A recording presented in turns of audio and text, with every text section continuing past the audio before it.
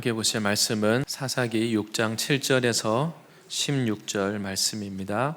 이스라엘 자손이 미디안으로 말미암아 여호와께 부르짖었으므로 여호와께서 이스라엘 자손에게 한 선지자를 보내시니 그가 그들에게 이르되 여호와께서 이같이 말씀하시기를 이스라엘의 하나님 내가 너희를 애굽에서 인도하여 내며 너희를 그 종 되었던 집에서 나오게 하여 애굽 사람의 손과 너희를 학대하는 모든 자의 손에서 너희를 건져내고 그들을 너희 앞에서 쫓아내고 그 땅을 너희에게 주었으며 내가 또 너희에게 이르기를 나는 너희의 하나님 여호와이니 너희가 거주하는 아모리 사람의 땅의 신들을 두려워하지 말라 하였으나 너희가 내 목소리를 듣지 아니하였느니라 하셨다 하니라. 여호와의 사자가 아비에셀 사람 요아스에게 속한 오브라에 이르러 상수리 나무 아래에 앉으니라. 마침 요아스의 아들 기드온이 미디안 사람에게 알리지 아니하려 하여 밀을 포도주 틀에서 타작하더니 여호와의 사자가 기드온에게 나타나 이르되 큰 용사여 여호와께서 너와 함께 계시도다 하매 기드온이 그에게 대답하되 오 나의 주여 여호와께서 우리와 함께 계시면 어찌하여 이 모든 일이 우리에게 일어났나이까? 또 우리 조상들이 일찍이 우리에게 이르기를 여호와께서 우리를 애굽에서 올라오게 하신 것이 아니냐 한 그 모든 이적이 어디 있나이까? 이제 여호와께서 우리를 버리사 미디안의 손에 우리를 넘겨주셨나이다 하니 여호와께서 그를 향하여 이르시되 너는 가서 이 너의 힘으로 이스라엘을 미디안의 손에서 구원하라. 내가 너를 보낸 것이 아니냐 하시니라. 그러나 기드온이 그에게 대답하되 오 주여 내가 무엇으로 이스라엘을 구원하리이까? 보소서 나의 집은 므낫세 중에 극히 약하고 나는 내 아버지 집에서 가장 작은 자니이다 하니 여호와께서 그에게 이르시되 내가 반드시 너와 함께하리니 내가 미디안 사람 치기를 한 사람을 치듯 하리라 하시니라. 아멘. 오늘 말씀의 제목은 약속을 이루는 큰 용사입니다. 약속을 이루는 큰 용사라는 제목으로 말씀 나누고자 합니다. 하나님의 약속을 이루는 큰 용사가 되실 줄 믿습니다. 우리가 섬기는 하나님은 신실하신 분이십니다. 우리가 세상을 바라보면 낙심하게 됩니다. 의지할 만한 것이 없습니다. 최근에 큰 지진이 있어서 지금 많은 사상자가 나오고 있는데 우리가 발을 디디고 있는 제일 안전한 것이 우리는 땅이라고 생각하는데 이 땅이 흔들릴 때 우리의 마음이 얼마나 우리 삶에 대한 여러 가지 두려움과 염려가 찾아올 것입니다. 세상에서는 의지할 것이 없고 또 우리가 믿었던 사람으로부터 실망하고 상처받는 일도 참 많이 있습니다. 우리가 기억해야 될 것은 그럼에도 하나님은 변함이 없으시고 하나님은 말씀하신 그대로 이루시는 신실하신 분이십니다. 마태복음 5장 18절에 이렇게 말씀하고 있습니다. 진실로 너희에게 이르노니 천지가 없어지기 전에는 율법의 1.1획도 결코 없어지지 아니하고 다 이루리라. 아멘. 우리는 하나님을 사랑하고 주님을 위해서 살겠다고 그렇게 말하고 고백하지만 우리 그 마음이 언제 흔들릴지 모릅니다. 오늘 은혜를 받고는 주님 위해 살겠습니다. 주님을 사랑한다고 고백하지만 언제 시간이 또 지나고 나면 내 마음이 바뀌어 있습니다. 오늘 내가 좋아하던 그 일이 하루 이틀 며칠 그냥 하고 나면 이제 지루해서 내 마음이 또 바뀝니다. 나도 내 마음을 잘 모릅니다. 그러나 오직 우리가 믿고 의지할 수 있는 것은 하나님은 변함이 없고 믿을 만한 분이십니다. 하나님은 사람을 만드시고 사명을 주셨습니다. 하나님은 천지 만물을 다 만드신 후에 하나님이 만물의 창조주요 주인이 되십니다. 그런데 그 하나님께서 우리들에게 사명을 주시기를 하나님이 만드신 이 천지 만물을 우리들에게 위임하셨습니다. 이것을 다스리고 정복해라. 그래서 하나님은 계속해서 성경에서 우리들로 하여금 이러한 삶을 살아야 될 것을 말씀하고 있습니다. 믿음의 조상 아브라함을 부르실 때도 어떻게 하셨습니까? 너는 복이 될지라. 아무 복이 없는 사람인데 하나님이 아브라함을 부르시면서 너는 복이라고 말씀하십니다. 왜냐하면 하나님을 믿는다는 것은 나의 존재가 복 대신 하나님 안에 들어가기 때문에 나의 존재가 복이 되는 것입니다. 그리고 아브라함에게 말씀하시기를 너를 통해서 이제 모든 민족이 너로 말미암아 복을 받을 것이다. 그 아브라함의 복이 예수를 믿을 때 그것이 우리의 복이 되는 것입니다. 하나님은 우리들에게 이 세상을, 우리가 세상을 쫓아가고 세상을 섬기고 세상에 도움을 구하는 것이 아니라 하나님은 우리들에게 하나님의 복을 받아서 우리가 세상에 복을 나누어주고 다스리고 정복하는 자가 되라고 이렇게 말씀하십니다. 우리는 이 세상을 다스리고 정복하는 자들입니다. 그런데 칼로 정복하는 게 아니라 하나님 안에 있는 하나님이 주시는 이 영적인 권세를 가지고 세상을 다스리고 정복하는 자들입니다. 그래서 우리는 하나님 안에서 내가 누구인지 분명하게 알아야 됩니다. 그리고 내가 예수를 믿고 나서 내가 무엇을 위해 살아야 되는지 나의 인생의 표대가 분명해야 됩니다. 이것이 내가 흐려지면 흐려질수록 내 인생은 방황하게 됩니다. 열심히 살기는 사는데 방황합니다.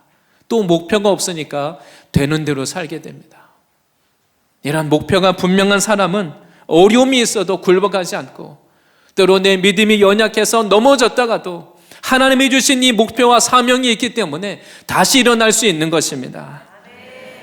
이것이 없으면 우리는 그냥 강물에 떠내려가듯이 세상 흐름에 세상 조류에 휩쓸려 다니고 그냥 바람에 날리는 그런 인생이 되는 것입니다. 우리는 하나님 안에 우연한 존재가 아닙니다. 우리가 하나님께 나올 때 내 자신을 세상의 눈으로 보니까 내 인생이 초라합니다. 자꾸 남과 나를 비교하니까 내 인생이 이렇게 자꾸만 작게 보이고 쪼그라들고 초라하게 보이는 겁니다. 그러나 하나님 안에서 하나님의 눈으로 나의 인생을 바라보시고 나의 인생을 향하신 하나님의 뜻과 사명을 깨달을 때 하나님의 약속을 이루는 귀한 삶이 되시기를 축복합니다. 먼저 첫 번째는 여호와께 부르짖는 이스라엘 백성입니다. 하나님의 복이 되라고 부르심 받은 이스라엘 백성인데 오늘 이들의 상황은 현실이 너무 고통스러워서 하나님께 부르짖고 있습니다. 이들이 하나님의 백성인데 가나안 땅에 지금 들어오기는 들어왔는데 이 땅을 다스리고 정복해야 될 존재들인데 이들이 지금 오히려 가나안 땅에 와서 오히려 그냥 괴로워서 어디 도망갈 데도 없는 이들이 지금 도망가야 될 판입니다.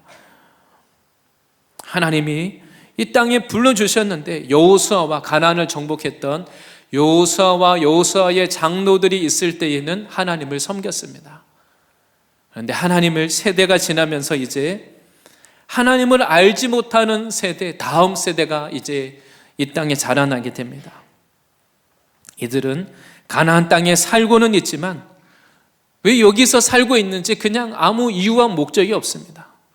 그냥 부모님이 여기 살았으니까 그냥 당연히 여기 태어나서 그냥 원래 여기 살았던 것처럼 살면서 하나님을 섬기는 게 아니라 세상을 섬기는 겁니다.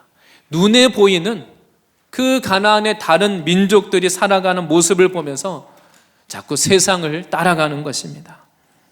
이제 이들이 너무 괴로워서 하나님께 부르짖는데 이것은 또한 문제가 무엇인지 그 근본을 찾아야 됩니다. 마치 나의 인생이 실다리처럼 엉켜있다 할지라도 이것을 푸는 것은 바로 하나님과의 관계가 풀려야 되는 것입니다. 우리 인생에 하나님과의 관계가 풀리면 우리 인생의 모든 묶여있는 것들이 풀어지게 되는 것입니다.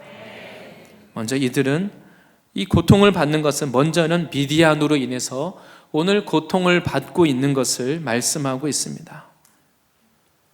하나님은 이 가나안의 정복의 역사, 전쟁은 알지 못하는 이 다음 세대에게 이들을 시험하기 위해서 가나안 족속을 일부 남겨두셨습니다.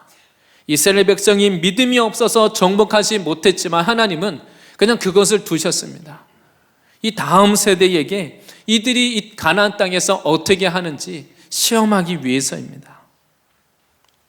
그런데 오늘 본문 이 사사기 6장에서 이스라엘 백성의 상황을 이렇게 설명합니다. 사사기 6장 1절 말씀입니다. 이스라엘 자손이 또 여호와의 목전에 악을 행하였으므로, 이 사사기 6장이 될 때까지 사사기서의 이 스토리가 계속 패턴이 반복이 됩니다. 사사기 6장 1절 말씀에 이들이 또 하나님 목전에 악을 행하였다는 겁니다. 이들이 하나님의 은혜 가운데 평안할 때에는 그냥 그렇게 있다가 시간이 이제 좀 지나면, 고난이 없으면 하나님을 잊고 세상을 쫓아갑니다. 그러면 또 다시 하나님이 이들을 징계를 통해서, 고난을 통해서 하나님께 돌아오게 하십니다. 이스라엘 자손이 또 여호와의 목전에 악을 행하였다는 것은 이 사사기서 앞에 내용을 보면 이들이 이제 또 바알을 섬겼다는 것을 말합니다. 우상을 섬기는 죄를 이들이 범하게 됐습니다. 하나님이 가장 미워하시는 것이 바로 하나님이 아닌 다른 신을 섬기는 것, 하나님보다 다른 것을 더 사랑하는 것입니다.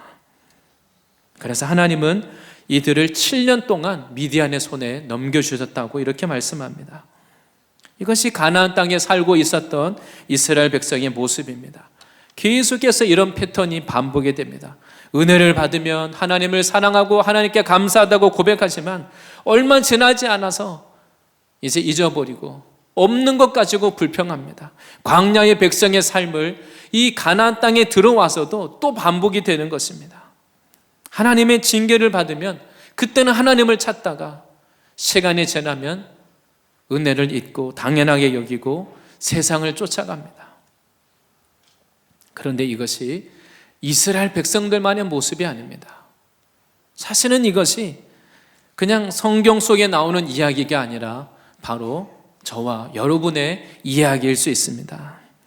하나님은 하나님의 백성들을 하나님의 약속의 땅에서, 이 땅에 사는 동안 우리가 하나님의 복을 받고 그리고 하나님의 이 복을 나누어주는 인생으로 불러주셨습니다.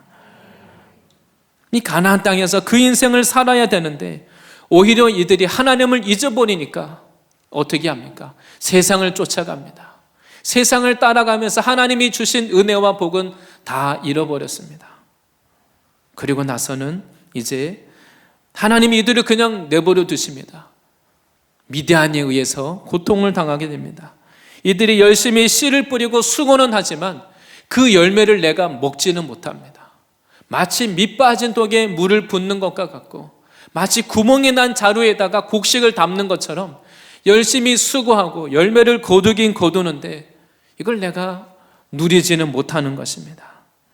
지금 이스라엘 백성이 추수할 때가 되면 저 나와 전혀 상관이 없게 보였던 요단강 그 건너편 저 반대편에 있는 그 미디안과 아말렉 족속이 와서는 이 추수한 곡식을 빼앗아갑니다. 열심히 수고하고 땀을 흘리는데 그 열매를 먹지 못하는 것입니다. 바로 이것은 자연스러운 일이 아닙니다. 이걸 당연하게 여기면 안 됩니다. 하나님 앞에 죄로 인한 고통을 당하는 것입니다. 이것은 바로 하나님께로 우리가 돌아가야 될 사인인 것입니다. 하나님은 이들이 하나님을 다시 찾고 하나님께 간절히 부르짖기를 하나님도 기다리고 계십니다. 하나님이 이들을 깨우시고 하나님이 이들을 회복시키기 원하십니다. 그래서 이스라엘 백성이 하나님께 부르짖을 때 오늘 하나님은 한 선지자를 보내셔서 이들에게 말씀을 주시고 이들의 문제가 무엇인지 오늘 말씀하고 있습니다. 바로 이들은 하나님의 은혜를 잊어버렸기 때문입니다. 이들이 하나님께 고통을 당하고 이 형편 가운데 있는 것은 하나님의 은혜를 잊은 것이기 때문입니다. 하나님을 찾고 하나님께 부르짖으면서도 자기가 은혜를 잊고 있었다는 것, 이것조차도 이제는 깨닫지 못하고 있는 것입니다. 하나님은 이스라엘 백성을 찾아올 때마다 무엇을 말씀하십니까? 내가 너희가 학대당하던 애굽에서부터 너희를 내가 건져내지 않았느냐? 하나님이 그것을 말씀하십니다. 하나님이 약속의 땅으로 인도하려고 그들을 인도해냈습니다. 하나님은 약속을 이루기 위해서 요셉과 그의 가족을 애굽에 내려가기도 하셨고, 약속을 이루기 위해서 출애굽도 하게 하시고, 약속을 이루기 위해서 이스라엘 백성을 하나님이 부르신 겁니다. 그런데 오늘 이 백성들은 하나님이 주신 땅에 거하면서도 하나님의 약속을 아직도 제대로 취하지 못하고 있었습니다. 그냥 내가 있는 곳에서 나를 위해서 하는 겁니다. 하나님의 은혜를 누리기는 하지만 감사하지 않습니다. 세상이 더 좋아 보이는 것입니다. 하나님을 섬기지 않습니다. 하나님이 오늘 이스라엘 백성에게 무엇을 말씀하고 있습니까? 하나님은 이스라엘 백성에게 이스라엘 백성과 하나님과의 관계에 대해서 말하고 있는 겁니다. 왜냐하면 이들은 하나님과 언약을 맺은 언약의 백성입니다. 하나님은 아브라함과도 언약을 맺었습니다. 아브라함에게 너의 자손을 통해서 나의 영광을 나타낼 것이라고 말씀하셨습니다. 오늘 본문에 하나님이 선지자를 보내서 이렇게 말씀하십니다. 10절 말씀입니다. 내가 또 너희에게 이르기를 나는 너희의 하나님 여호와이니 너희가 거주하는 아모리 사람의 땅의 신들을 두려워하지 말라 하였으나 너희가 내 목소리를 듣지 아니하였느니라 하셨다 하니라. 하나님이 뭐라고 말씀합니까? 다른 것을 말씀하시는 것보다 하나님이 출애굽의 역사를 말씀하시는 그 근본적인 이유는 그냥 단지 어떤 과거의 사건의 은혜를 잊어버렸다고 하시는 게 아닙니다. 나는 너의 하나님 여호와라고 말씀하십니다. 하나님 우리에게 뭐라고 말씀하십니까? 나는 너의 하나님 여호와인데 어찌하여 나를 잊어버렸냐고 말씀하십니다. 너희가 거주하는 아모리 사람의 그 땅의 신들을 그들을 왜 섬기며 그들을 왜 두려워하느냐? 그러나 너희가 내 목소리를 듣지 않았다고 주님이 이렇게 말씀하십니다. 하나님은 우리에게 찾아와서 나의 하나님 여호와가 되기를 원하십니다. 하나님은 바로 하나님과 언약을 맺은 하나님의 백성이 하나님을 잊어버린 것에 대해서 하나님과의 언약을 우리가 깨트린 것에 대해서 말씀하고 있습니다. 성경에서 언약의 관계의 대표적인 것이 무엇입니까? 부부의 관계입니다. 한 몸이 되는 것이죠. 그런데 언약을 깬다는 것은 나의 배우자를 내가 버리는 겁니다. 그리고 하나님은 우리의 아버지가 되시죠. 하나님의 은혜를 잊는 것은 그 부모가 그 자녀를 가장 소중하게 사랑으로 돌보고 키웠는데 나중에 자라고 나서는 없는 것으로 인해서 부모를 원망하고 불평하고 감사하지 않는 겁니다. 그럴 때 부모의 마음이 얼마나 아프겠습니까? 하나님은 하나님의 백성들에게 나는 너의 하나님 여호와라고 말씀하십니다. 하나님은 지금도 우리들을 향하여서 하나님은 나는 너의 하나님 여호와라고 말씀하십니다. 우리가 고난과 사건, 때로는 징계를 통해서라도 하나님을 기억하고 하나님께 받은 은혜를 기억하고 하나님께 나오라고 말씀하십니다. 그리고 또한 이들이 부르짖는 이 현재 상황은 이들은 또한 하나님이 주신 사명을 잊어버렸습니다. 이들이 지금 이 땅에 거하는 이유는 하나님을 섬기기 위해서 가나안에 온 것입니다. 그런데 이들은 지금 하나님과의 관계 안에서 내가 누구인지, 내가 또 무엇을 해야 되는지 이것을 잊어버렸습니다. 출애굽한 1세대가 광야에서 방황했던 것처럼 지금도 이들은 방황을 하고 있는 겁니다. 나의 정체성, 사명을 잃어버리면 우리는 방황하는 인생이 됩니다. 세상의 조류에 따라서 그냥 여기저기 세상의 음성에 귀를 기울이게 됩니다. 그러면 그럴수록 내 인생이 더 불안해지게 됩니다. 오늘 하나님의 백성, 이스라엘 백성을 향하신 하나님의 계획과 뜻이 있습니다. 하나님은 오래전부터 이 땅을 주시겠다고 약속하셨습니다. 그리고 이곳에서 하나님의 뜻대로 이 땅을 다스리고 정복하는 자로 불러주셨습니다. 그런데 이들이 하나님의 그 부르심을 잊고 나의 사명을 잊고 그냥 먹고 사는 인생, 그냥 내 자신을 위하여서, 그냥 나의 가족을 위한 인생, 거기에 머무르면서 가나안의 신들을 섬기기 시작했습니다. 그럴 때마다 하나님은 이들을 다시 흔들어 깨우시는 것입니다. 바꿔 말하면 하나님이 아직도 이들을 포기하지 않았기 때문입니다. 하나님이 이들에게 주신 사명을 아직 취소하지 않았기 때문입니다. 하나님이 이들을 정말 버리셨다면 그냥 그대로 두실 겁니다.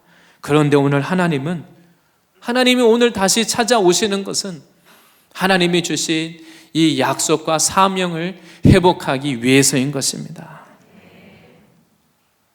하나님은 하나님의 백성을 통해서 우리가 가는 곳마다 이 세상에서 하나님의 영광을 나타내기를 원하십니다. 하나님은 우리를 이 땅에 하나님의 복을 나누어주는 존재로 불러주셨습니다. 그런데 우리가 아담과 하와가 하나님이 주신 그 에덴 동산에서 그들이 범죄하게 될 때 어떻게 됩니까? 그들이 거하는 그 땅이 가시와 엉겅퀴를 냅니다.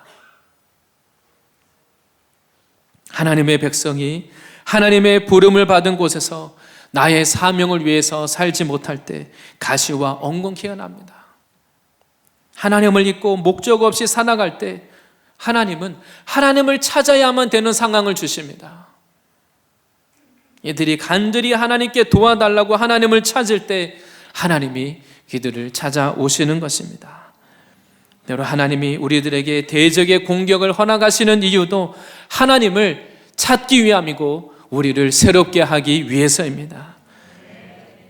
하나님은 우리를 더 강하게 하기 위하여서 우리에게 고난도 허락하시는 것입니다. 하나님은 단지 우리가 그냥 이 땅에서 잘 먹고 잘 살기 위해서 우리들을 만나주시는 분이 아닙니다. 단지 그냥 문제 해결사가 아닙니다. 하나님은 우리에게 말씀하시기를 우리가 이 땅에서 떡으로만 사는 존재가 아니라 나의 육신을 위해 채우면 만족을 얻는 인생이 아니라 하나님의 말씀으로 살아가는 영적인 존재라고 말씀하십니다. 남이 부러워할 만큼, 다른 사람이 부럽지 않을 만큼 모든 것을 다 가진 사람이라도 그 영혼에 만족이 없습니다. 계속해서 마음이 채워지지 않으니까 계속 뭔가를 찾게 됩니다. 그 영혼이 갈급한 것입니다. 하나님은 우리로 하여금 육체를 위하여서가 아니라 하나님 나라의 사명을 위하여 살도록 우리를 부르셨습니다. 하나님은 이스라엘 백성이 그 땅을 다스리고 정복하고 복의 근원이 되라고 말씀하십니다. 하나님이 아브라함에게는 이 땅을 주시고 너희가 큰 민족을 이루고 복을 나눠주라고 말씀하셨습니다. 우리가 더 이상 세상의 복을 구하고 세상을 쫓아갈 것이 아니라 하나님이 주신 이 사명을 회복하시기를 바랍니다. 예수님이 제자들을 부르실 때도 제자들에게 예수님이 승천하시면서 사명을 주셨습니다. 너희는 가서 모든 족속으로 제자를 삼아 아버지와 아들과 성령의 이름으로 세례를 주라고 했습니다. 사명을 주시면서 뭐라고 말씀하십니까? 볼지어다 내가 세상 끝날까지 너희와 함께하리라. 사명을 위하여서 살 때 하나님이 우리와 함께 하시는 것입니다. 두 번째는 약속을 위해서 일하시는 하나님입니다. 이스라엘 백성이 부르짖을 때 하나님은 하나님이 두신 그 약속을 이루기 위해서 일하시는 분이십니다. 하나님이 어떻게 그 약속을 이루어 가십니까? 먼저 첫 번째는 오늘 하나님은 큰 용사를 부르고 계십니다. 그런데 오늘 하나님이 부르시는 큰 용사가 누구입니까? 기드온입니다. 사실 오늘 본문에 나오는 기드온을 보면 하나님이 큰 용사로 부르시는 이 말씀과 서로 잘 이렇게 조화가 안 됩니다. 매치가 안 됩니다. 우리가 세상에 귀를 기울이며 살다가 보면 내가 누구인지 나의 정체성에 혼란이 옵니다. 동물 그 무리 가운데 예를 들면 어린 그 사자가 병이 들고 약하면 그 사자 무리에서 버림을 당합니다. 그럼 누군가가 만약 그 어린 사자를 데려다가 집에서 그냥 강아지들과 함께 키우면 어떻게 되겠습니까? 사자는 그냥 자라나면서 맨날 강아지들을 보고 자라니까 그냥 내가 맹수인 줄 모르고 그냥 나를 강아지처럼 여기고 그렇게 살게 되는 것입니다. 오늘 이스라엘 백성도 그냥 가나안 땅에 있는 다른 민족을 바라보고 있으니까 연약한 자가 되는 겁니다. 오늘 기드온은 본문에 미디안 사람을 피해서 지금 추수를 하고 나서 몰래 타작을 하고 있습니다. 미디안이 언제 습격할지 모르니까 포도를 짜는 그 틀에다가 밀을 놓고는 아주 몰래 지금 사람들의 눈을 피해서 몰래 지금 추수를 하고 있었습니다. 그런데 하나님이 바로 그때 이 기드온이 생각해도 지금 내 모습이 너무 내 자신이 믿음도 없고 연약하고 초라하고 내 자신이 참 비겁하다는 생각이 들었을 겁니다.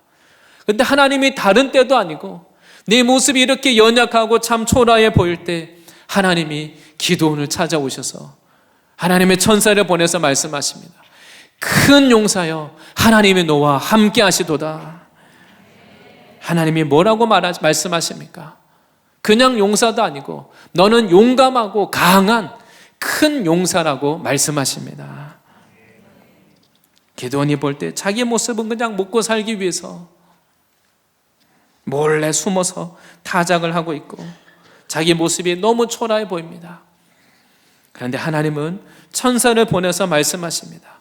하나님이 보시는 기드온의 모습은 어떻습니까?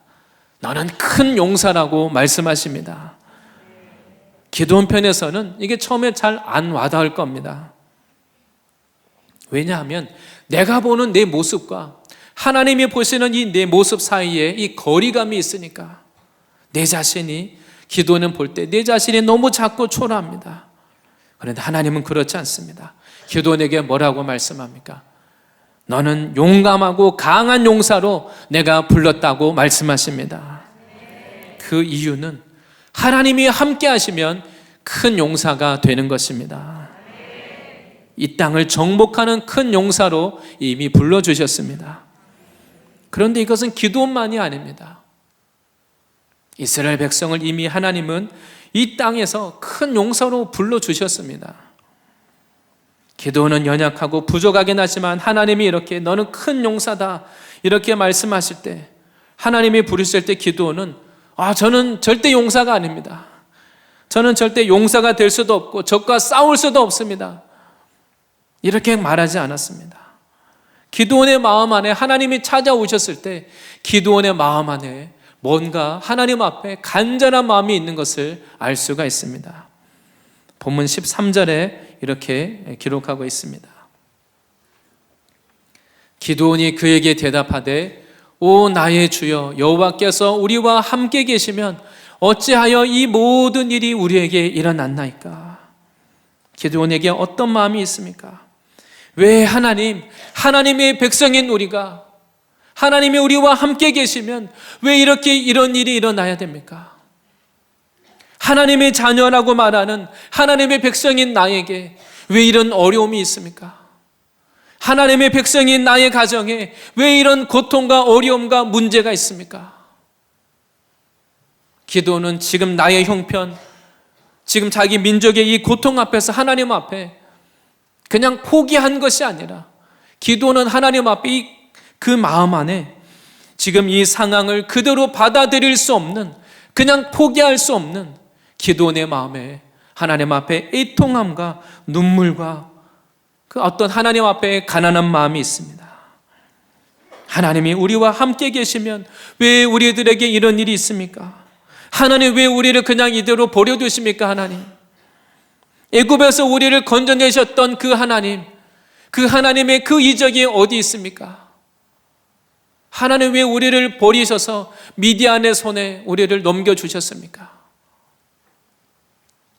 기도는 지금 이 상황에 대해서 정확하게 알고 있었습니다.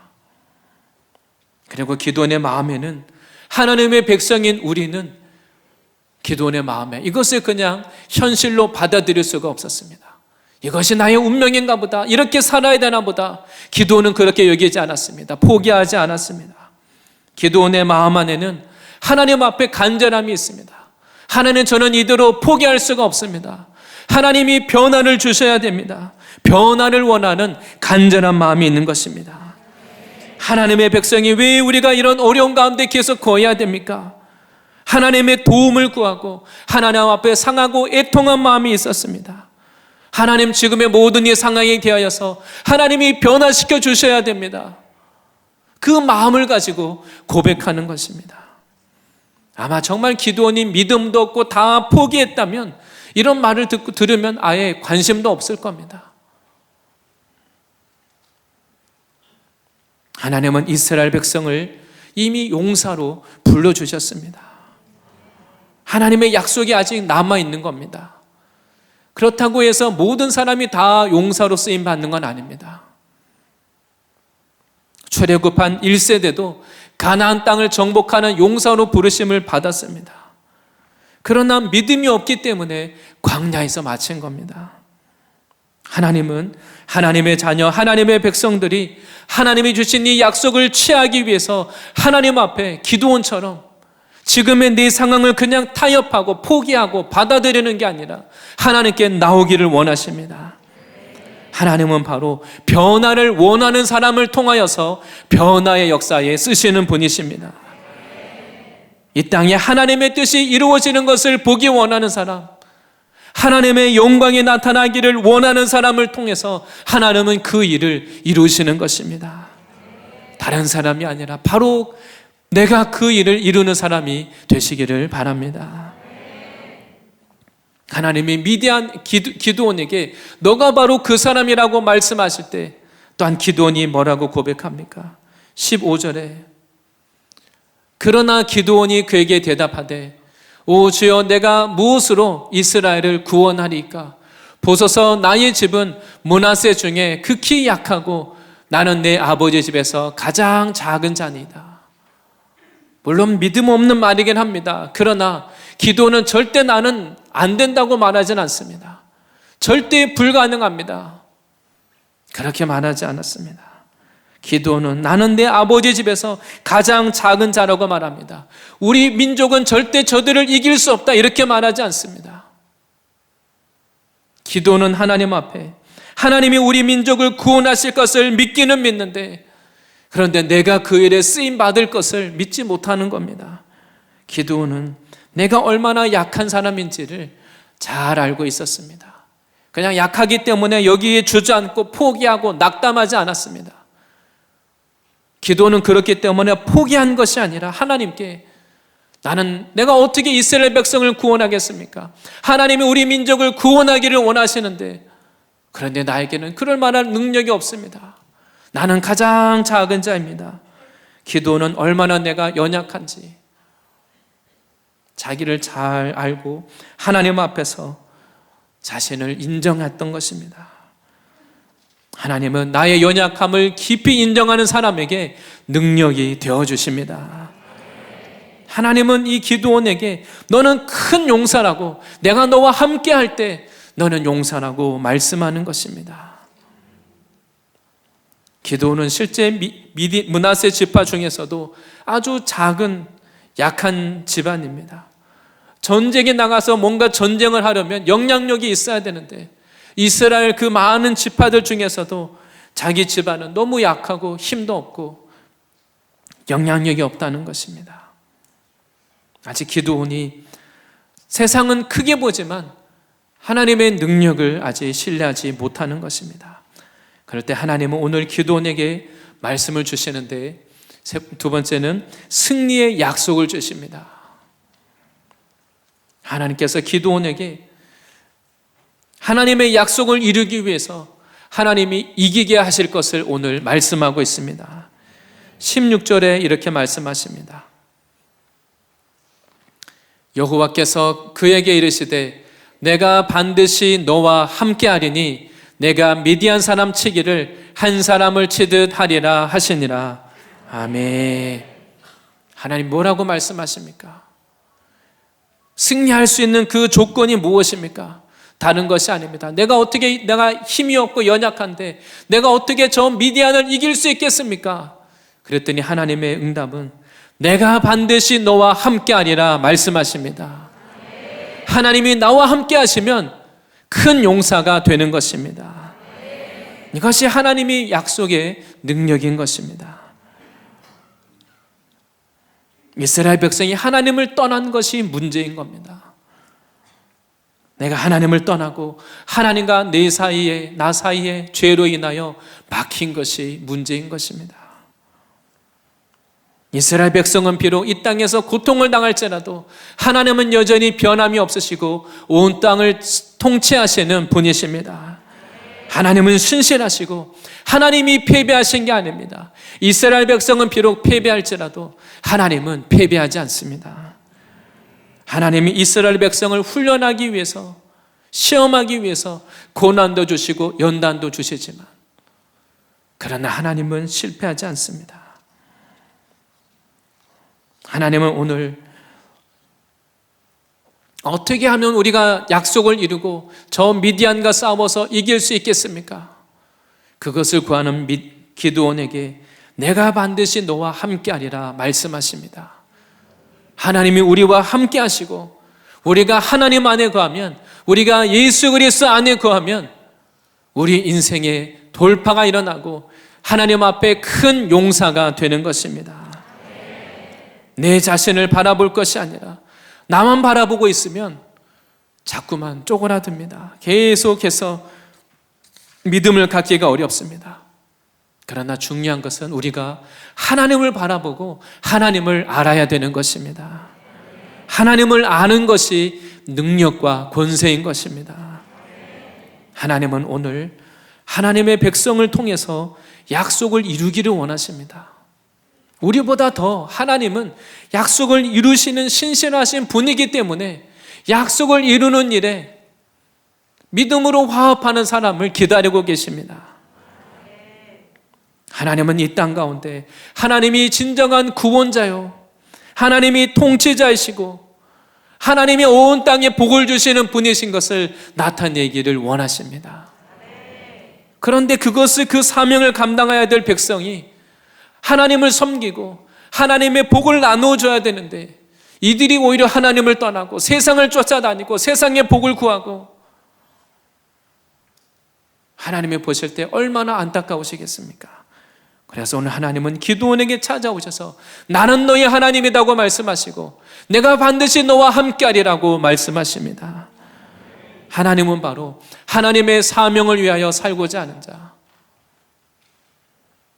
하나님과 함께하기를 원하는 사람에게 통하여서 약속을 이루십니다. 오늘 본문에 나오는 이 기드온을 우리 눈으로 보면 별로 용사처럼 보이지 않습니다.